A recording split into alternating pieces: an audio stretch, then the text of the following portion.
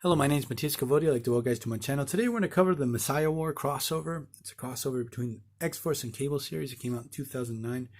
Written by Craig Kyle, Christopher Yost, and Dwayne Swarinski. And art by Ariel Olivetti, Clayton Crayon, and Mike Choi. And we have the return of Strife and Apocalypse in this story. And they really screw up, like on a story level. There's some things I really didn't like about this story. It's too long. We have a one-shot, Messiah War one-shot, Cable issues 13 to 15, and X-Force issues 14 to 16. 7 issues long. It's 2 or 3 issues too long. I feel like they're really stretching it out. And the contrast between the artists also there's moments it just takes me out of the story. So I'm going to tell you guys mostly what I didn't like about this, and a couple of small things that I did enjoy. It's not all terrible, most of it. If you're like diehard X-Men fans, or are you really into Apocalypse or Strife, like those villains, stay away from the story. So we have Bishop, who is full-on villain mode. In the Cable series, Cable went into the future trying to hide from Bishop, who was trying to hunt down and kill Hope Summers, who was going to be the mutant messiah. But for Bishop, she's going to be the one that brings the apocalypse, the death of all mutants, destruction of humanity. It's going to bring in his fucked up mutant future, where he comes from. And so his transition into villainy, just, at least for me, just doesn't work. I do like it when characters go bad, like with Wolverine, when they brainwash him or something happens, he starts attacking X-Men. It's fuel for some pretty good stories. Or Hydra Cap, the whole Secret Empire thing. I did enjoy it. I thought it worked. There were some good stories. But with Bishop, it just feels so out of nowhere and sort of out of place. And like retelling the whole Cable series, and there's like one part where Bishop he's talking to this guy at this bar. He starts talking how he dropped a nuclear bomb or a series of nuclear bombs on cities and gassed a whole side of a country and burned down a whole tropical jungle trying to find Cable and kill Hope. And it's so overkill. It's like they're trying to push this character too far and in a direction that it just doesn't feel believable, at least for me. Cyclops sends X-Force into the future to go find Cable and Hope Summers and bring him back to the present. He sends this particular lineup of X-Force, which I love, like Archangel with the metal wings, kick-ass. X-23, I really like her dynamic with other characters. Domino, Warpath, 2 classic X-Force characters. Wolverine as a team leader. It's the first time we get to see Wolverine as a team leader for a prolonged amount of time. At least I really enjoyed it. It's a cool evolution of the character. Elixir, he's a new character, a new mutant. And Vanisher, classic X-Men villain, which to get him on board and working with him, Elixir plants a tumor in his head, so that was pretty fucked up. So they go into the future. They discover that their time travel devices are not working once they arrive. There's something hindering their time travel capabilities. Something's wrong. So they go out to find Cable and Hope. They know they're there at that moment in time. They cross paths with Deadpool. It's the only good thing about the story is how he got to that point in the future, what happened to him. Like, I'm not going to spoil it. It's the only good thing worthwhile reading in this story is what happened to Deadpool. He's crazier than ever. He brings a little bit of fun to the story, but he doesn't save it by no means. So X-Force find Cable. They find Hope. They realize Cable can't time travel either. There's something wrong, and they discover that they're in the timeline where Strife or Apocalypse are in control. We see the classic X-Factor ship, the one Apocalypse uses, as one of the main buildings of the city. They know they're in deep trouble, and Bishop is actually talking to Strife.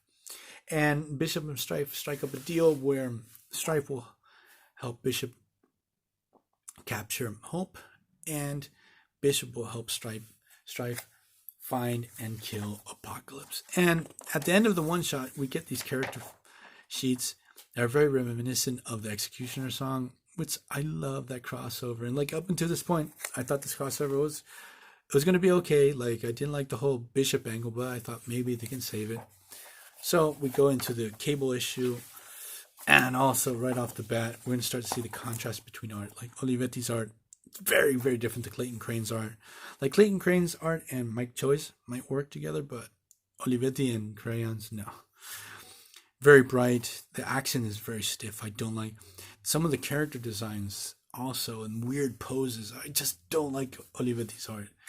Sadly, it's a subjective thing, but it sort of pulls me out of the story because there's like inconsistencies between characters and stuff in the art from one issue to another. So what happens is Bishop and Strife track down Apocalypse, try to take him down. Can't find the page. I marked the page and I can't find it. Where they're trying to kill Apocalypse. Well, I'll find it somewhere. Like, here's the contrast I was telling you guys about the art. Like, on one side it's very bright, on this side it's super dark. I like Clayton Crane's art style. I do enjoy it, but sometimes it gets too freaking dark at moments. So, Strife's forces find X-Force, trying to take these guys down. Strife's armor, Clayton Crane does a fantastic job drawing it. So X-Force take down Strife's minions. Archangel, something's calling out to him. He has to go find out what the hell is going on. Oh, here it is. Strife and Bishop hunt down and attack and seemingly kill Apocalypse. And then we get the battle between Strife and X-Force, which is awesome. Like, this art is really good. Here's the body armor I was telling you about. But here's where story just stops working for me. We have Strife and Cable, both in one shot. Hope Summer's right there. So you see, there's two different people, because this is going to be important in the story further on. The battle's really solid. I did like it. Strife obviously is super powerful. He's able to dispose of X-Force and Cable. Archangel finds a really messed up Apocalypse. He's barely alive. We go into the 4th issue, and Strife captures Hope, and Strife notices that there's something more to the girl. It's like, he asks Bishop, "What's up? Why do you want this girl? What's going on? Why was she hanging out with Cable?" Like, Strife realizes there's more than meets the eye with this whole situation. He doesn't want to give the girl to Strife. Like, here's the thing I was telling you guys. The weird poses. Like, it doesn't work for me. The design of Apocalypse is just horrid with Olivetti. So, Strife and Bishop battle. Like, Bishop tries to kill Hope Summers right off the bat, and Strife is like, no, wait. This girl means something. There's something secret about her, and I'm going to find out. And here's where the story just ends for me. Like, I thought it was terrible. Strife saves Hope's life, and Hope looks at his chin, and he's like, "I recognize you." Takes off his mask, and says, "Hey, Nathan, it's you the whole time." It just doesn't work. She saw this guy fighting against Cable. I know it's Cable's clone, they look alike, but at least you're gonna have even though she's a little kid, it's like, what the hell, why do you look like Cable, what's going on? But no, she's totally on board. She's like, "Hey, Cable, you fooled everyone." It just feels like really sloppy writing, this whole situation. So what happens? The story just sort of trudges on after this. Hope thinks Strife is Cable. Strife tries to save Hope from Bishop. Bishop tries to kill Hope. X-Force tries to kill Strife or anyone that gets in their way to find Hope Summers. Archangel wants to kill Apocalypse, but he's sort of, "I'm going to kill him. I'm not going to kill him. What I'm going to do? I hate you guy. Your guts. You ruined my life." That whole situation. All these battles just keep going on. Like, I do love action, but it just feels like it would have been fine if they ended it here. But nope, it keeps on going for 2 more issues. Archangel decides not to kill Apocalypse. He gives him 2 of his razor feathers to kill himself. And with no explanations, like Apocalypse absorbs those 2 feathers and is back into shape. I mean, he's perfectly fine. So this battle just keeps on going and going. Like, this is one good answer behind the whole question why they can't time travel anymore. Is that Strife went into the past and kidnapped this time traveling mutant, used her powers to create this time bubble so no one can go in or out once they're there, using time travel. That was a good detail to the story.